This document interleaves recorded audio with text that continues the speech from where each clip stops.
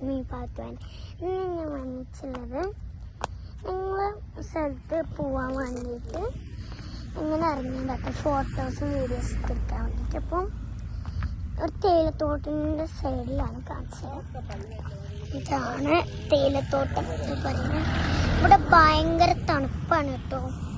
ഇവിടെ കുറേ പേര് ഷൂട്ട് ചെയ്യുന്നുണ്ട്, വീഡിയോസൊക്കെ എടുക്കുന്നുണ്ട്. അതുകൊണ്ട് ഞാൻ ഈ തേയിലത്തോട്ടത്തിൽ ഇങ്ങനത്തെ കുറച്ച് സാധനങ്ങൾ കാണിച്ചു തരാം. ഇതാണ് സാധനം. ഇത് ഞാൻ എനിക്ക് വീട്ടിൽ കൊണ്ടുപോയിട്ട് കുഴിച്ചിടാനുള്ളതാണ്.